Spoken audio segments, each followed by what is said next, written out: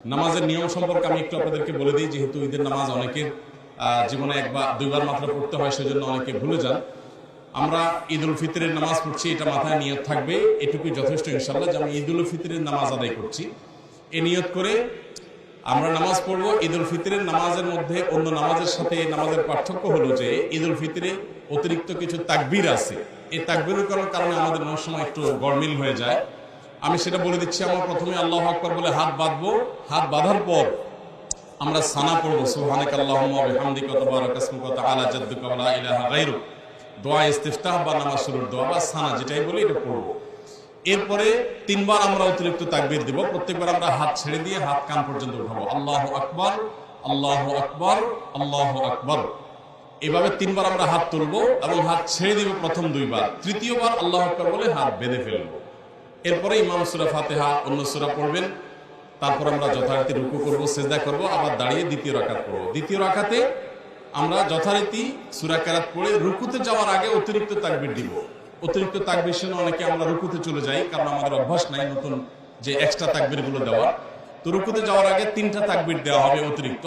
সেক্ষেত্রে আল্লাহু আকবার, আল্লাহু আকবার বলে কান পর্যন্ত হাত তুলে আমরা হাত ছেড়ে দিব। চতুর্থ তাকবীর দিয়ে আমরা রুকুতে চলে যাব। বাস। নামাজের পর খুতবা শোনা কিন্তু ওয়াজিব। আমাদের অনেকেই আমরা এটা বুঝি না, আমরা মনে করি খুতবাটা ঐচ্ছিক। নামাজ যেরকম আবশ্যক, খুতবাটা পার্ট অফ নামাজ। অতএব খুতবা না শুনলে গুনাহ হবে। খুতবায় যখন ইমাম তাকবীর পাঠ করতে থাকবে তখন আমরা চুপ থাকবো, সাথে তাকবীর পড়বো না, নীরবতার সাথে খুতবা আমরা শ্রবণ করবো। তো আমরা দেরি না করে দাঁড়িয়ে কাতা সোজা করে ফেলি, সবাই দাঁড়িয়ে কাতা সোজা করে ফেলি। আমাদের এবার ধারণা হয়েছে, আমি আশা করছি সামনের বার আপনাদের এতটা কষ্ট হবে না, কারণ আমরা দুই পাশে যে রাস্তাগুলো আছে এগুলোতে ত্রিপল বিছিয়ে দিতে পারি। তাতে ইনশাল্লাহ অনেক মানুষ জায়গা হবে। আর পেছনে বিপুল পরিমাণ জায়গা আছে, অনেক জায়গা আছে। আমরা আসলে ধারণা করি না যে আপনাদের এত কষ্ট করে এত দূর দূরান্ত থেকে আপনারা এতটা সাড়া দিয়ে আসবেন। তো সেজন্য কিছুটা আমাদের কষ্ট হয়েছে। ইনশাল্লাহ আশা করছি সামনের বছর সেটা আমরা পুষিয়ে নেব। আমি যে কথা বলছিলাম যে আমরা ঈদ উল ফিতরের সালাত আদায় করছি, নিয়ত করে সালাত আদায় করব।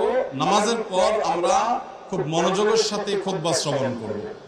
নামাজের পর খুতবা আদায়ের পর আমরা ইনশাআল্লাহ বাচ্চাদেরকে নিয়ে এখানে যে আনন্দ আয়োজন আছে সেটাতে শামিল হব। আমি আপনাদেরকে একটু আহ্বান করতে চাই যে এখানে প্রত্যেকটা আয়োজনে আপনারা প্রত্যেকে সুশৃঙ্খলভাবে শামিল হবেন। এমনভাবে যেন আমরা কেউ সেখানে কোনো কাজ না করি যে জিনিসপত্র যেগুলো আনা হয়েছে বাচ্চাদের আনন্দ দেওয়ার জন্য সেগুলো ভেঙে যায়, নষ্ট হয়ে যায়, তাহলে ফাউন্ডেশনকে ড্যামারেজ দিতে হবে। আপনারা জানেন এখানে লক্ষ লক্ষ টাকা খরচ হয়েছে, শুধু খাবারের জন্যই কয়েক লক্ষ টাকা খরচ হয়েছে। এই বিপুল পরিমাণ খরচ আসুন্নাহ ফাউন্ডেশন থেকে করা হলো সুন্নাহকে প্রতিষ্ঠিত করবার জন্য আপনাদের খেদমতে। আমি আশা করবো যে আমরা প্রত্যেকে দায়িত্বশীলতার সাথে সবগুলো কাজ করব। আমাদের বাচ্চাদেরকে আমরা নিয়ন্ত্রণ করবো ইনশাআল্লাহ।